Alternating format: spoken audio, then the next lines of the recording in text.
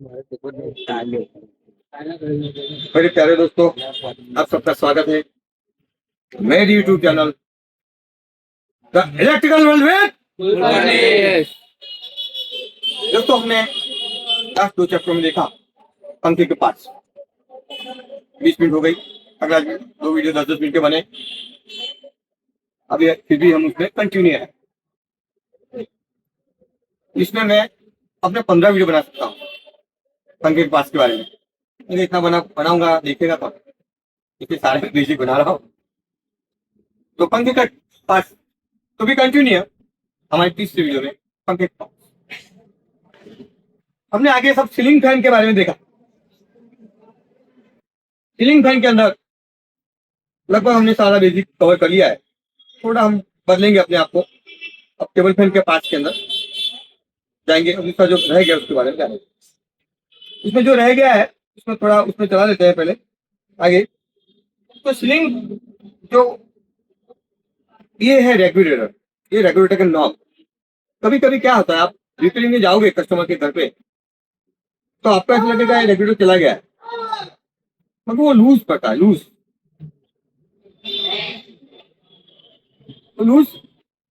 अगर ये नॉब उसका निकालोगे और ये नॉब डालोगे, ये नॉब कितने रुपए का है? केवल 10 रुपए का रिटेल वाइज। मगर उसका 150 रुपए का रेगुलेटर चालू हो जाएगा, इस सिर्फ एक नॉब की वजह से। तो अगर हम रेगुलेटर बदल सकते हैं, नॉब बदल सकते हैं रेगुलेटर का, हम बदलेंगे। डॉक्टर एक नॉब के बारे में हम देख रहे थे। तो रेगुलेटर का जो नॉब होता है, उसमें नॉब में क्या होता है, ऐसे अलग अलग 20 जात के नॉब आते हैं। मगर ये नॉब लगाने से क्या है, रेगुलेटर चल जाएगा और कस्टमर का 150 रुपया बच जाएगा। अब कस्टमर के पास तुम जाओगे और 150 रुपया रेगुलेटर का मांगोगे और 150 तुम्हारी लेबर मांगोगे तो भड़क जाएगा तुमको। तो मगर इसका खाली 10 रुपया है, वो तुम लेना भी मत। बोले 150 में कर दूंगा, उसको भी अच्छा लगेगा। तो भाई इस बार मैंने कुछ नहीं लिया रेगुलेटर में, मगर आपका क्या क्या खाली नॉब। तो 80% में रेगुलेटर चालू होता है, मगर ब्रांड होनी चाहिए वो। जैसे कि एंकर हो गया,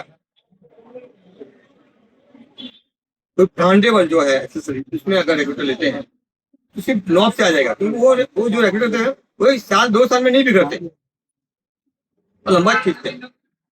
ये नॉब सीलिंग फैन के अंदर मैं आपको एक चीज बताना भूल गया, छोटी सी चीज है। ये है स्प्रिंग, इसको बोलते हैं स्प्रिंग। मगर ये स्प्रिंग अगर तुम भूल गए लगाना तो पंखा चलेगा नहीं, क्योंकि इसको ये टेंशन देता है। ये स्प्रिंग रुपए की इसकी कीमत नहीं है, मगर पंखा चलेगा नहीं। ये स्प्रिंग है उसके अंदर। उसके बाद में जानेंगे हम वॉल फैन के क्लैम्प। वॉल फैन पे जाएंगे, वॉल फैन टेबल फैन पे जाएंगे हम। तो वॉल फैन के अंदर जब वॉल फैन को हम टिकाओगे तो एक घर से हम दूसरे घर में जब शिफ्टिंग करते हैं तो वॉल फैन का क्लैम्प नहीं मिलते, मगर बाजार में मिलते हैं।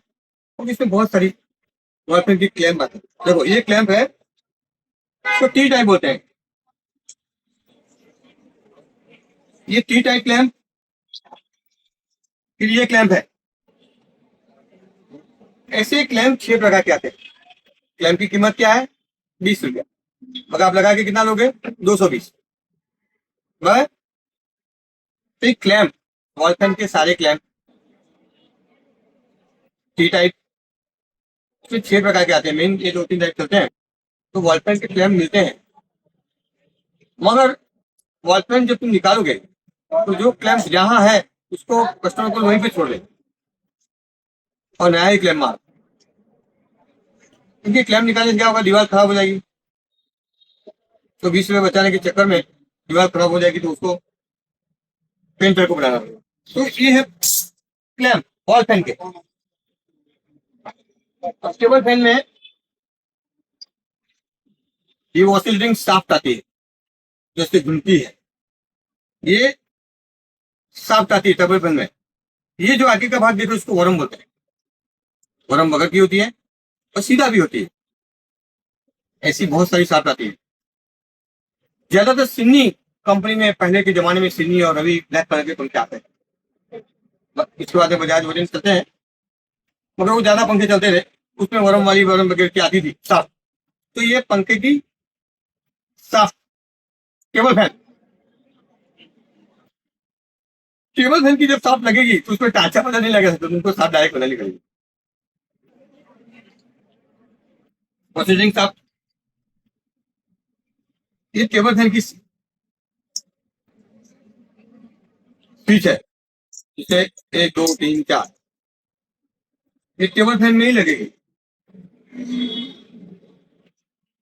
ये टेबल फैन की स्विच, ये जो है इसको हिंज बोलते हैं, हिंज, गला।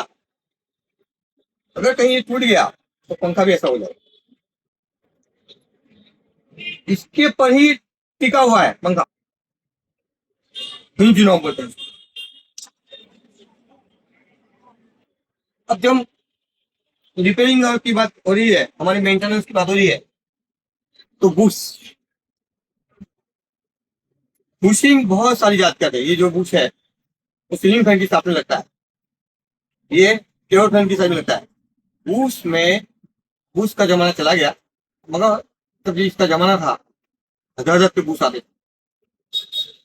X, double x, triple x, X1 X2, बहुत सारे। उसमें एक MSP कंपनी करके आती थी, वो इसमें माहिर थी, बहुत बड़ी कंपनी थी, मगर बुश कोई ज्यादा यूज नहीं करता। बिलिंग का जमाना आ गया सीलिंग फैन में, तो ये बुश बुश बहुत सारे, ये बुश,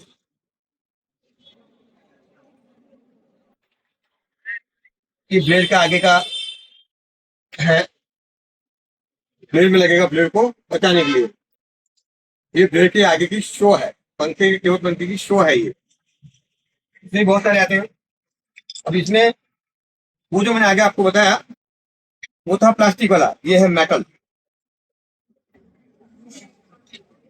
ये जो चक्कर में बता रहा हूँ, ये चक्कर वाली साफ्ट है, ये घूमेगी।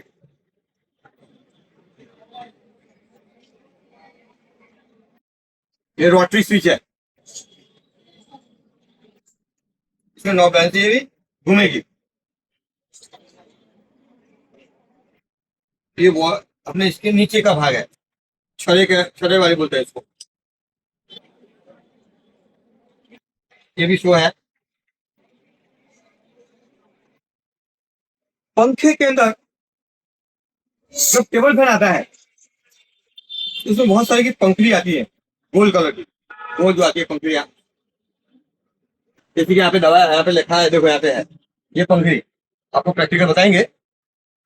ये पंखुड़ी, उसमें एक घिसी वाली आती है, एक घिसी बगैर की आती है, एक बोल्ट वाली आती है, बहुत सारी आती है।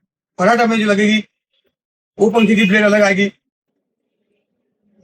टेबल फैन के ब्लेड में प्लास्टिक का ब्लेड होने की वजह से लंबे टाइम के बाद उसका जो ग्रिप होते हैं वो निकल जाती है। इस टेबल फैन की ब्लेड अलग अलग प्रकार की आती है, उसको हम अलग चैप्टर में लेंगे।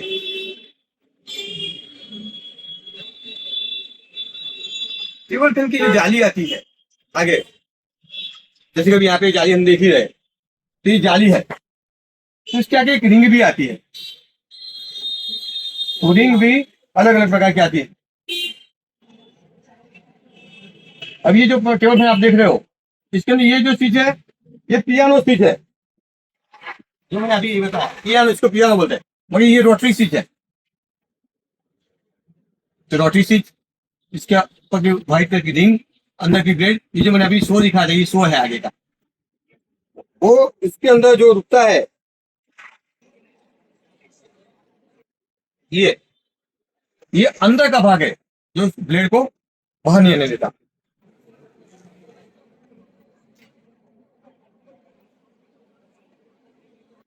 पंखे की जो वाइंडिंग होती है टेबल फैन की, वो वाइंडिंग हम मशीन से नहीं करते, उसको हमको हाथ से करनी पड़ती है। हाथ से करने में उसका डेटा, कंपनी का ओरिजिनल वाइंडिंग का डेटा और हमारा डेटा में फर्क आता है। उसकी वजह से वाइंडिंग जो करना है, अगर आपके पास मशीन है तो ठीक है, मशीन से होती नहीं है, वह हाथ से करने वाला कोई बंदा अच्छा है तो ठीक है, वरना वाइंडिंग और पंखे का मैं मानता हूँ जब तक तुमको पंखे टेबल फैन वॉल फैन में अगर रिपेयरिंग करना ठीक नहीं आता ना तो उसको मना कर, क्योंकि बहुत झंझट वाली बात है। उसमें जो चक्कर होते हैं प्लास्टिक के, तो चक्कर बिगड़ जाने की वजह से क्या होता है, इस समय कस्टमर से 200-300 रुपये ले लिया, मगर 15-20 दिन में वो पंखा का चक्कर बिगड़ जाएगा, तो यहाँ पे लगेगा उसको सारे, उसने इलेक्ट्रिशियन 300 रुपये ले लिए और पंखा ठीक नहीं है। वीडियो थोड़ा लंबा हो जाएगा, फिर मिलेंगे हमारे अगले वीडियो में। मेरे YouTube channel the electrical world में